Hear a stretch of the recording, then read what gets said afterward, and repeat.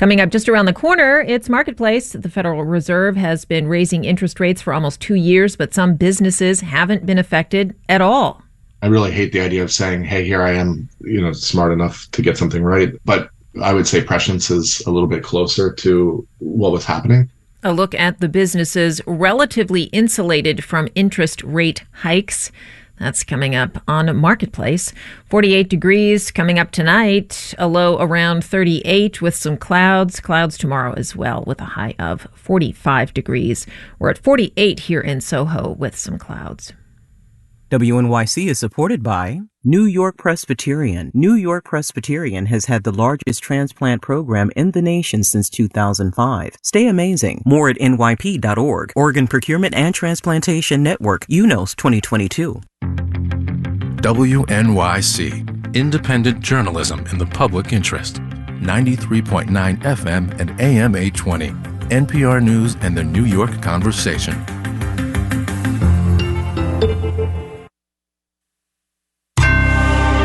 Marketplace is supported by Schwab. Schwab offers investors choices like full-service wealth management, self-directed investing options, and trading on Thinkorswim. More at schwab.com. On the program today, the safest of safe havens, the cost of money for corporate America, and home construction disrupted. From American Public Media, this is Marketplace.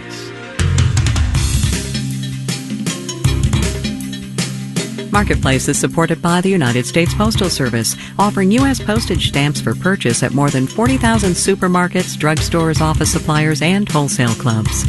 And by Bitwarden. The Bitwarden Password Manager stores unlimited logins, secure notes, credit cards, and more with access on any device. More at bitwarden.com.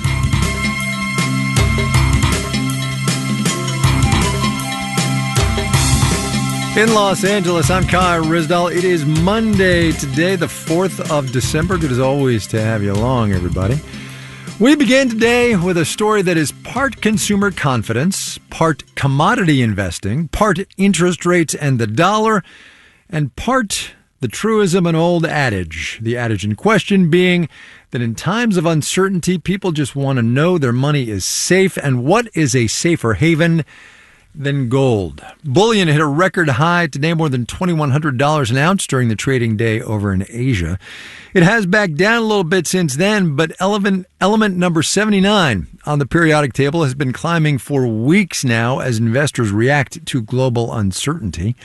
Marketplace's Kimberly Adams gets us going. When gold prices get this high, financial consultant Jafrida Brown knows to get ready for the questions. Ironically, just yesterday, one of my church members came up to me and he was asking me, what do I think about investing in gold? Brown is CEO of Zaris Financial Enterprises in Alabama and says she told them what she told me about gold. It's an alternative investment. And historically, of course, it has been a really good hedge against loss. On top of that, says Brown, there's a lot of messaging and ads for gold products piquing consumer interests. Jonathan Rose is CEO of Genesis Gold Group, a precious metals dealer, and says there are gold ETFs, exchange-traded funds, investments in mining companies. And then there's owning the physical commodity, something that you hold in your hand, whether it be gold coins, gold bars. With its subtle glow and the allure of those shiny coins and bars, gold kind of lives in the human psyche as something precious. Juan Perez is director of trading at Monex USA. So gold is one of those assets that represents fear when there is not a lot of faith in the financials, but gold is one of those things that we appreciate. Perez says this latest jump in prices is mostly due to investors in Asia looking for that safe haven. But Campbell Harvey, a professor of finance at Duke University, says gold isn't much safer than other investments or much of a hedge against inflation. Gold is volatile. It's as risky as investing in the S&P 500. Harvey says after looking back at more than 2,000 years of data on gold prices, it's naive to think that every single time that gold will provide some protection in the time of economic uncertainty. Plus, he says, as with any investment, you never really want to buy at the top. wherever that may be. In Washington, I'm Kimberly Adams for Marketplace. Wherever that may be. In non-precious metals trading today, the mood was a little sour. Actually, we'll have the details when we do the numbers.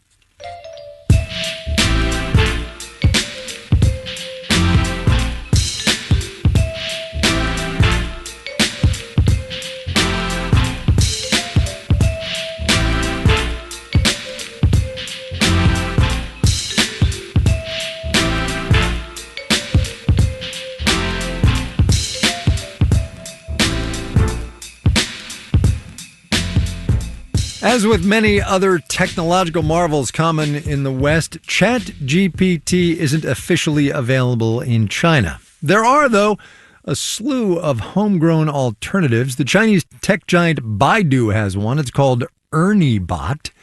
And last month, the company released a paid version of ErnieBot 4.0, said by the company to be, and this is a quote, not inferior to ChatGPT 4.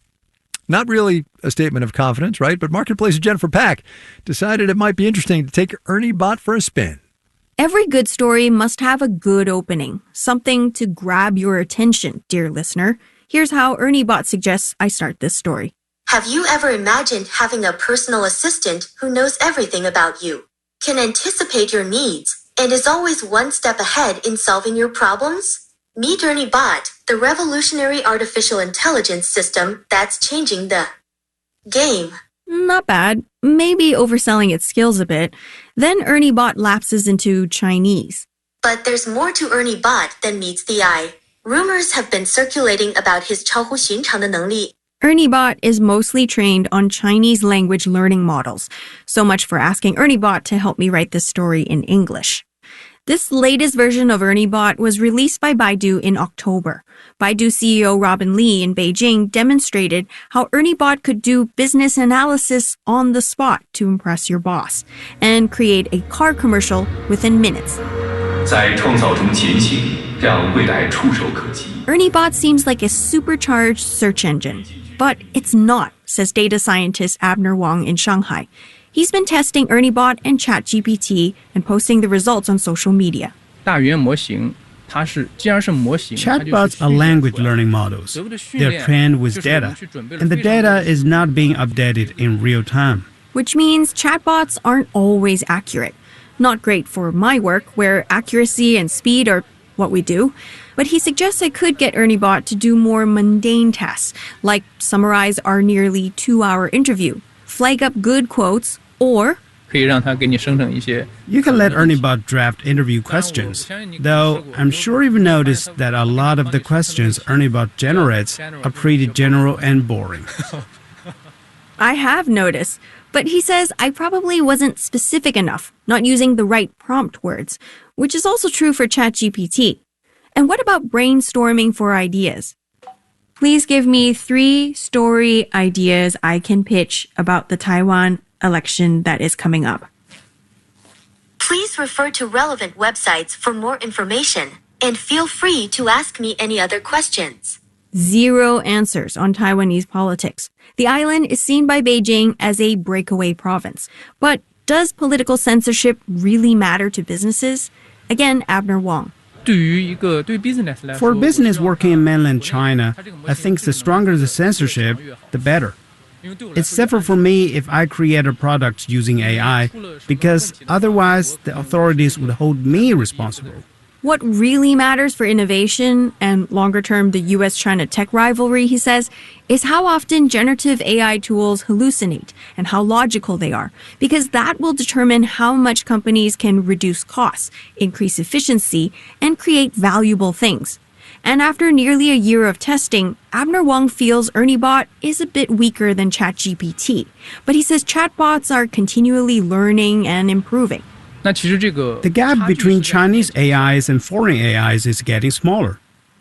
How old are you, ErnieBot? I am 18 years old. What is your favorite color, ErnieBot? My favorite color is green. As for me, I'm still getting to know ErnieBot. It didn't write this whole story for me. It didn't summarize any interviews or generate headlines that were of use. It did come up with a few drawings that I could perhaps use for a web story, but some portrayed me as a cat or a bear. Ernie Bot, tell me a joke. Why don't scientists trust atoms? Because they make up everything. Did you crack a smile? Well, I did, because my job feels safe, at least for now. In Shanghai, I'm Jennifer Pack. And I am Ernie Bot for Marketplace. I can tell you that David Brancaccio is not a bot. He gets out of bed early every single day to bring you the economic and business news you need to get things going. Check it out.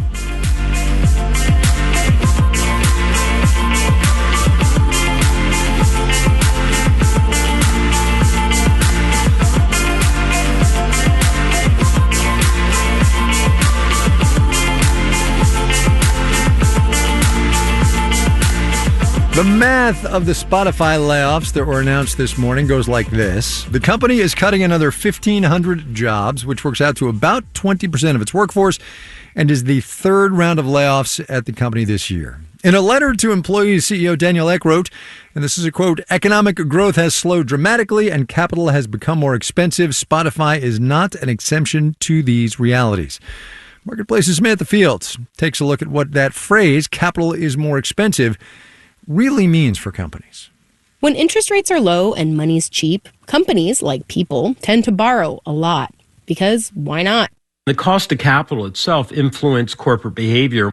Mark Williams at Boston University's Questrom School of Business says we saw that early on in the pandemic when the Fed dropped interest rates way down to almost zero. You saw large corporations, including Spotify, get big on borrowing. Spotify increased its debt threefold in a matter of months in 2021. It also went on a hiring spree, almost doubling the number of people on staff in just a few years. Veronique Derougy at the Mercatus Center at George Mason University says plenty of other companies did the same thing, especially in tech. A lot of tech companies have prioritized growth over profit for years now. There are a lot of tech companies that were born in an environment where they didn't have to think about the cost of borrowing, the cost of capital, because interest rates were so low. For so long. Spotify has been around for 15 years. For almost that whole time, interest rates barely rose above 2%. For about 10 of those years, they were very close to zero. Doug Clinton at Deepwater Asset Management says lots of tech companies were operating like that would be true forever. Most of these companies, that's all they knew. All they knew was this zero rate environment. And as a consequence of that, all they knew was an investor demand for sort of growth at all costs. But once the Fed started aggressively hiking interest rates and all that borrowing and debt suddenly got a lot more expensive, investors started to say profitability matters now. And every tech company has kind of gone through this and returned to the idea that businesses should actually make money, not just generate revenue. And for many, the quickest way to do that, to make money, is to cut costs, scale back on investments and new projects, and lay people off. I'm Samantha Fields for Marketplace.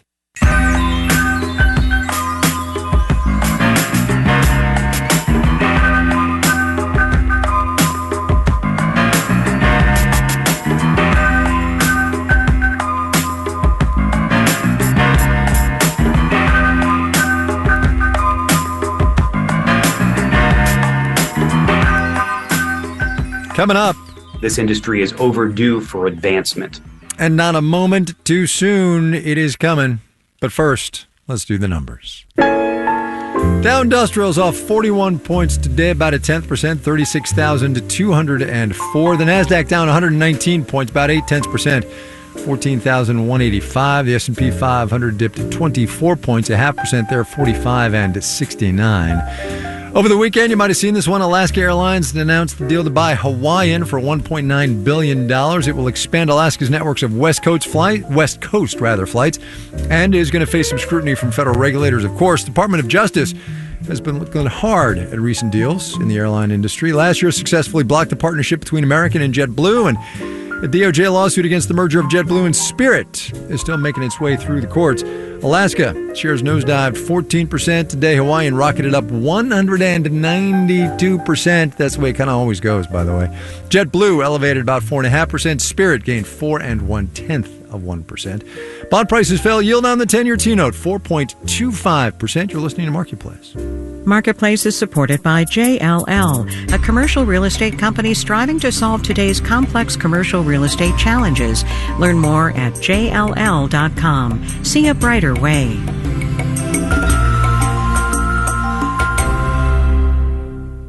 WNYC supporters include Carnegie Hall, presenting the New York Pops, the best Christmas of all with Norm Lewis for a night of classic carols and contemporary favorites, December 22nd and 23rd. Tickets and information at carnegiehall.org.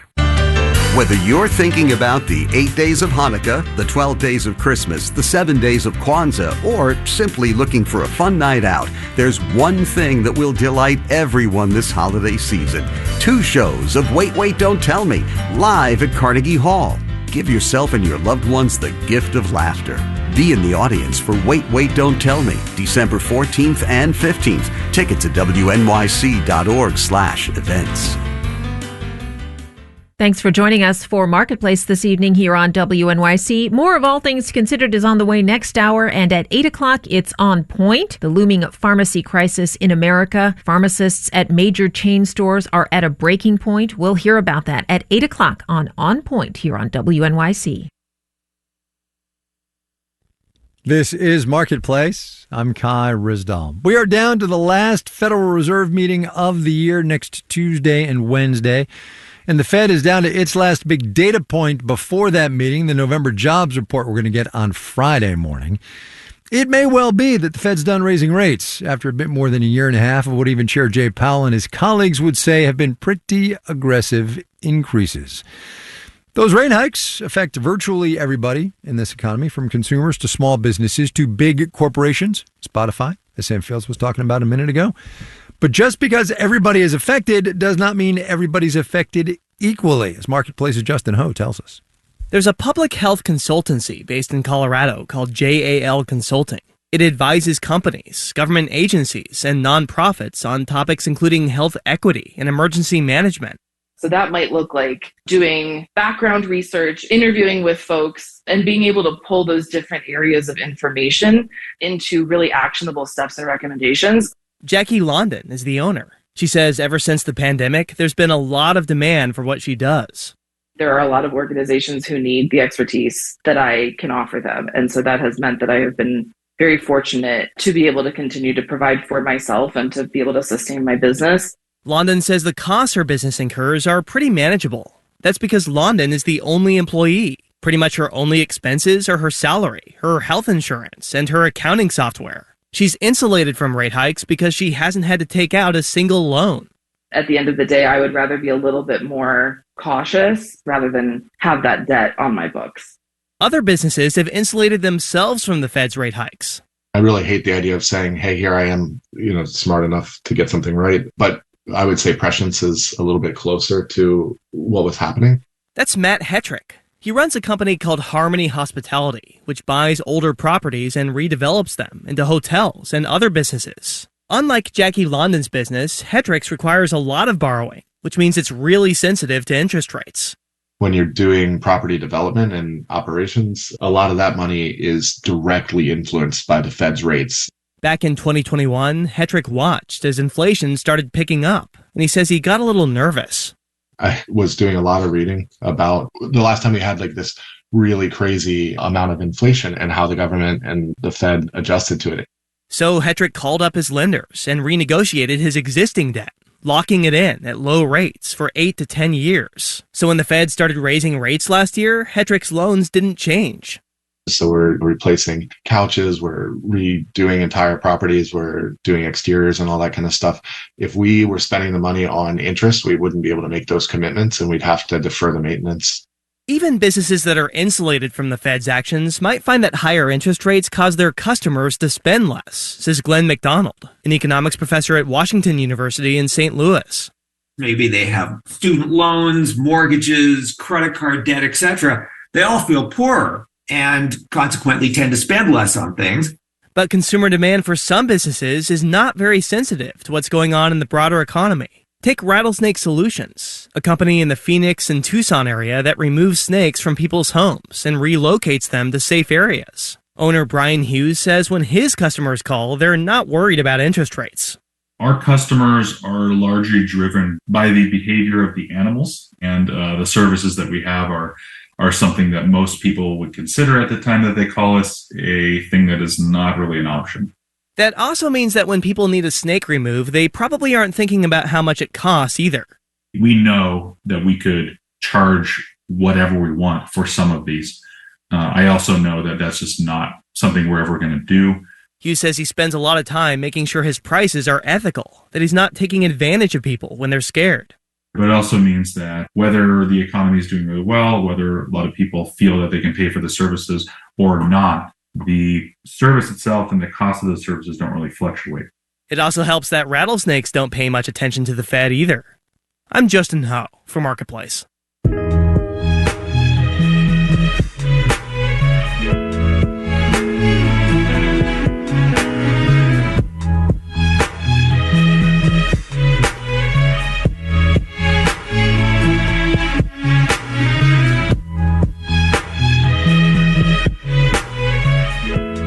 Say what you will about American consumers, but we are an adaptable bunch.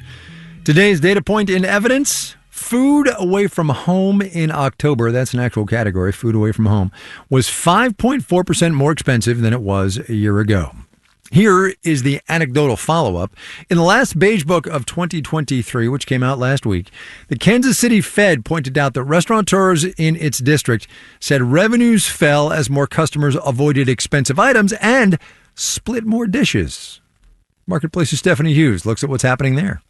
Lonnie Golden loves going splitsies at restaurants. And I know that that's not a view that's shared by everybody you go out with. So you feel this out first. You say, hey, who wants to share? Who wants to split?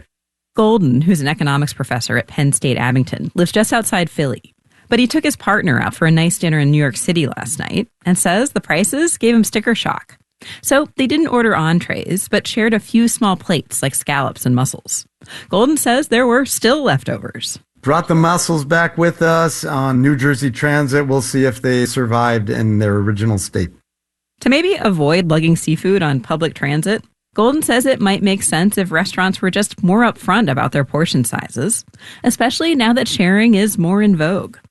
At Mac Seafood, which has multiple locations on Cape Cod, owner Mac Hay says they used to charge a share fee if people split an entree, but that made customers grumpy. So now they'll just bring out a second plate. Because it's more inconvenient for the kitchen to try to portion things in half. And frankly, it doesn't look good when you usually cut your entrees in half. Hay says customers are also looking for value in other ways, gravitating towards specials like all-you-can-eat fish and chips. He says this does cut into the amount of money his restaurants earn. But we hope if they're coming in for the fish and chips that they're going to, buy a cocktail with that. And drinking is something people don't stop doing when they're worried about the economy. People eat a little bit less and they drink a little bit more. And the way that they drink changes. Adam Halberg is CEO of Barcelona Wine Bar, which has locations around the country. He says they're selling fewer bottles of wine, but more sangria, which is the least expensive alcoholic drink on the menu.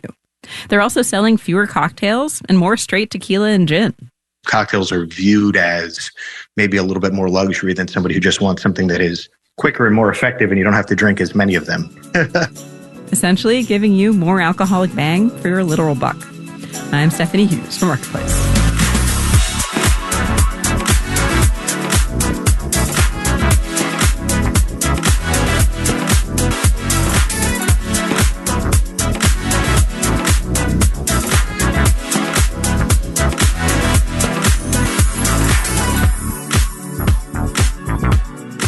We cover real estate all the time, right? New home sales, used home sales, rents, mortgage rates, prices, all the same old things all the time. Point being, if ever there was an industry ripe for disruption, it's housing. And maybe one place to start is how houses are built. 3D printing's been around for a while now. Think engineers making prototypes of car parts or architects printing small-scale models of buildings. What about 3D printing the buildings themselves, full-sized houses? A number of companies are doing just that, as Colorado Public Radio's Dan Boyce reports. From inside his garage, Jim Scott demos a 3D printer that can build the concrete walls of houses. That back and forth motion is what the printer does. Scott's company is called StructureBot, and it's one of several trying to disrupt the housing industry. It's a tech company designing products for construction companies to purchase, like this giant printer. The prototype takes up most of his 4-car garage in Colorado Springs. A 16 by 16 foot steel scaffolding supports a robot holding a silver cistern with a nozzle. Out of the nozzle comes concrete. It starts at the bottom, and then it goes up, up, up, up. The nozzle lays down layers of specialized concrete, a couple inches wide. The result is a wall that looks kind of like concrete corduroy. And it could be a game changer in the world of affordable housing. Sherry Witt-Brown, CEO of the Habitat for Humanity chapter in Greeley, Colorado, has been following this technology for a while. For the first few years, it was a little bit more expensive, clumsy, maybe not cost-effective enough for affordable housing. But when she recently had the chance to tour some 3D printed houses, she was blown away. I've been in this business for over 37 years, and it's the first thing that's come along that I think it will revolutionize the industry. Revolutionize because those concrete walls can be printed in hours versus the days or weeks it can take to frame a traditional home. They provide great insulation and can cut a household's energy bills in half. 3D printed walls also tend to be stronger, easier to maintain, and more resilient against natural disasters, especially important in wildfire-prone Colorado. With 3D printed homes, you're looking at something that is much more fire resistant. And at the same time, the houses look basically like any other single-family home, just with those corduroy textured exterior walls. Habitat for Humanity will build up to 15 of these homes in Greeley next year and hopes to add dozens more after that. It's contracting with a builder called Alquist 3D. Founder Zachary Mannheimer has moved his whole company to Colorado and wants to make it an epicenter for shaking up home construction. This industry is overdue for advancement, and that's what this technology is trying to do. Along with the Habitat contract, Mannheimer says Alquist is working with a local community college to create a first-of-its-kind 3D building curriculum. And once you go through that program, you'll be certified to be a 3D printer, and companies like ours will hire you. 3D printed concrete is really only used for making those corduroy walls. Roofs, trusses, all the rest, that's all still done the traditional way, at least for now. And Alquist homes currently cost about the same as a standard lumber-built house. But Mannheimer is hoping to drop the price by as much as 30% as his company scales up. We're not there yet today, but within the next 24 months, we believe we will be. If all these benefits pan out, Mannheimer believes 3D printing could finally help put a real dent in the country's affordable housing crisis. In Colorado Springs, I'm Dan Boyce for Marketplace.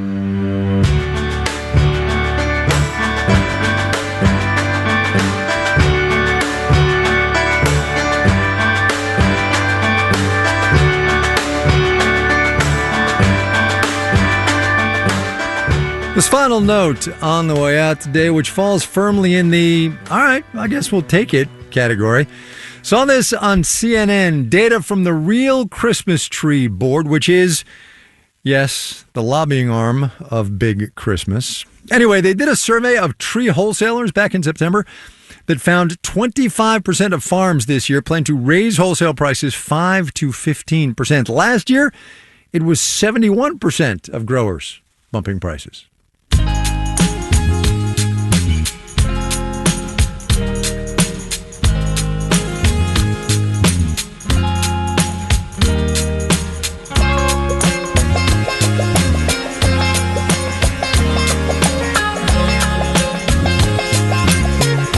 Marketplace is supported by VinoVest, the wine and whiskey investing platform helping people diversify beyond the stock market. More at vinovest.co.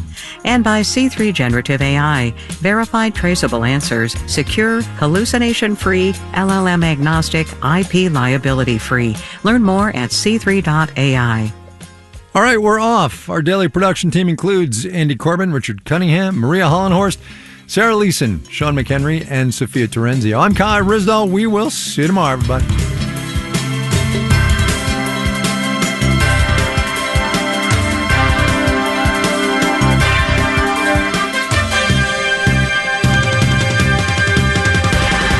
This is APM.